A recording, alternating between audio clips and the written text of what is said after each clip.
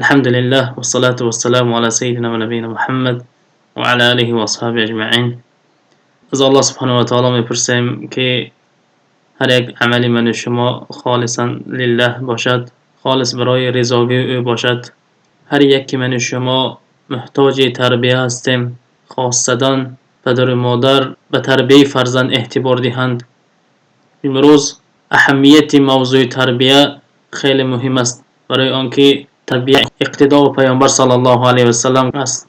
پیامبر صلی الله علیه و سلم صحابگان را تربیت دادند، چنان تربیت دادند که هر یک آنها برای ما قدوه هستند. باید من شما تربیه را از پیامبر صلی الله علیه و سلم بیاموزیم. ای پدر بزرگوار و مادر مهربان، مسئولیت برای تو وزنین است برای تربیه فرزند. الله سبحانه و تعالی خبر داده میگوید: یا ایها الذین آمنوا قوا انفسکم و اهلیکم نارا. ای آن کسانی که ایمان آوردید، ایمان به الله و رسول آوردید، خودتان و اهل عائلتان را از آتش دوزخ نجات دهید. این امر الله است برای پدران که تربیت فرزند به اعتبار دهند. آیا پدر و مادر این مسئولیت رو یک بار فکر کردند یا نه؟ در دیگر آیات الله سبحانه و تعالی خبر داده میگوید: وأمر اهلک بالصلاة واصطبر علیها. ای پدرها، امر کنید فرزندهایتان را به نماز و به آن ایستادگی کنید و صبر نمایید.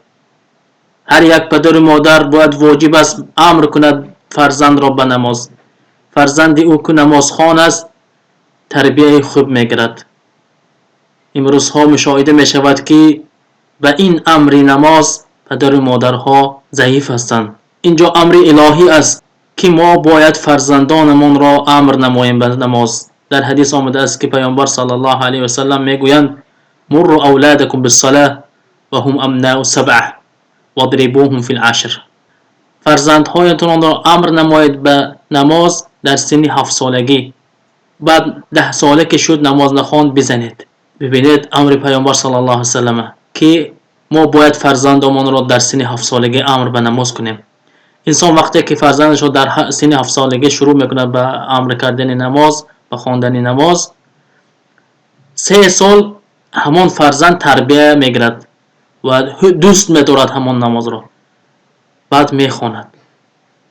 اگر امر نکنید دوست نمیدارد، بعد شما میتوانید در سن 10 سالگی اگر نخواند بزنید. در یگان حدیث آمده است که پیامبر صلی الله علیه و امر کرده باشند که فرزندها را بزنیم مگر در نماز. آیا این را یگان بار فکر کردید؟ آیا شما به خودتان سوال دید که آیا فرزندتان را برای نماز نخواندن زدید؟ من فکر میکنم شاید نه. برای آنکه اگر فرزند شما به کار نرود، یک پول کار نکند، آن را میزنید، اما برای نماز نمیزنید. اینجا از شما از دعوای امتی میکنید. امر نمایید به فرزندتان که نماز خواند، نخواند بزنید. اجازت که فرزند اگر 10 ساله شد و نماز نخواند اون را بزنید. و دیگر حدیث است که پیامبر صلی الله علیه و سلم میگویند: کلکم راع و کلکم مسئول عن رعیته. رجل راع فی اهله و مسئول عن رعیته والمرأة راعیة فی بیت زوجها و مسئولة عن رعیتها. رواه بخاری و مسلم. در این حدیث پیامبر میگویند همه شما مسئولی یک دیگر هستید. مرد مسئول است به اهل خانواده اش. ای مردها، شما مسئولی زنها و فرزندهایتان هستید. روز قیامت از این مسئولیت پرسیده می شوید. پیامبر در این حدیث به شما خطاب کرده است که آیا فرزند تو نمازخوان بود، عبادت کننده بود یا نه؟ و اینچنین از زنها پرسیده می شود که به این مسئولیت فرزند، تربیت فرزند چی کردی و به مسئولیت خانه شوهرت اعتبار دادی یا نه؟ تربیت فرزند واجب است به هر یک مرد و زن. تربیت فرزند واجب است به پدر و مادرها. این را فراموش نکنید. در این باب تربیت فرزند حدیث ها، آیات ها زیاد هستند. چقدر صحبت کنیم کم است، لیکن یک آیت و یک حدیث به من شما کفایگی میکند با کسی که عقل داشته باشد. یک امر الله و رسول به من شما کفایه است. فرزند را هیچ وقت با راه خطا تربیه ندهید. دائما در حق فرزند دعا کنید. دعا این کلید تمام خوشبختی ها است. امروزها همه پدر و مادر از فرزند شکایت میکنند، لیکن سبب اصلی را نمیدانند. سبب اصلی خود همون پدر و مادر است. برای چی؟ برای آنکه امر به دین نکرد، امر به نماز خواندن نکرد، امر به مراقبه همین فرزند نکرد. دعا کنید در حق فرزندها، ان شاء الله الله سبحانه و تعالی دعای پدر و مادر را قبول میکند. زیرا ابراهیم علیه السلام دعا کردند، گفتند وجنبنی و بنی ان نعبد الاصنام. ابراهیم خلیلی که امام موحدین هستند، از فرزندهایشان ترسیده دعا کردند که پروردگارا من و فرزندهای مرا از عبادت بت پرستی نگه دار. ببینید دعایشون چه خیلی زیبا است. آیا شما یکم بار فرزندتون دعا کردید که فرزند من قرآن خوان و حدیث خوان و نماز خوان باشد؟ اینجا اشکالی دارید، لیکن شما این را در نظر نداشته میگویید فرزند من خوب نیست، فرزند من این خیلی است اون خیلی است. شکایت از فرزند دارید. خود شما پدران و مادران مسئول هستید. دیگر چیز این است که باید شما پدر و مادرها قدوه باشید برای فرزندها، قدوه الحسنه باشید. شما چه خیل باشید فرزندها همین خیل میشود. شما آدم بد باشید، بیناتون جنجال باشد، شما نزد فرزند گناه کرده استید، شما نزد فرزند موسیقی گوش کرده استید، شما نزد فرزند کارهای بد حرام کنید، فرزند از این تربیه میگیرد. شما برای فرزند باید قدوه حسنه باشید. شما خوب باشید فرزند خوب میشد. همون فرزندهایی که بد است دانید که شما بد است، برای همین فرزند شما بد شده ایستاده است. و اینچنین فرزندهایتان را مراقبه کرده استید. مراقبه یعنی آهسته روسی آنها را تفتیش کرده استید. چه خیل مکتب میروند، چه خیل تلفن ها دارند، در دون تلفن هایشون چی دارند، کجا میروند، شریک هایشون کیست.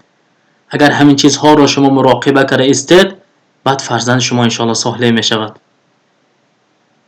و اینچنین موعظه کرده استید برای فرزند. هر روز یک بار به او یکم موعظه چه بکنید، چه آیت باشد چه حدیث، نزدتان شنانید، تربیه دهید. بعضی خطاگاهی که در تربیه می شود این از خانه دور کردن فرزند. مثلا فرزند شما را گوش نمی کند، بی آداب است، شما او را از خانه پیش میکنید. این خطا است. دور کردن فرزند از خانه این خلاصی از تربیه نیست، بلکه او را نزدتان شنانید و فهمانید. و دیگر خطاگاهی که در تربیه هست، دیگر کس را مسئول تربیه فرزند خود کردن. خودتان مسئول هستید، دیگر کس را تربیه فرزند مسئول نکنید. و دیگر خطاگاه این است که خودتان قهر و ناز کرده از خانه برآمده رفتن. فرزند خود شما بی آداب است، شما خودتان برآمده می روید. این خطاگاه است. و اینچنین دیگر خطاگاه این است که پای در پای فرزند را نزد رفیق‌های که گنده هستند به نزد آنها گسیل کردن.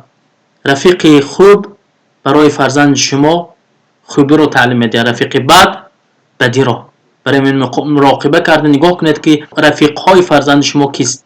و اینچنین برای تربیت خطاگاه بسیار برای فرزند پول دادن و تلفن‌های قیمت خرید دادن.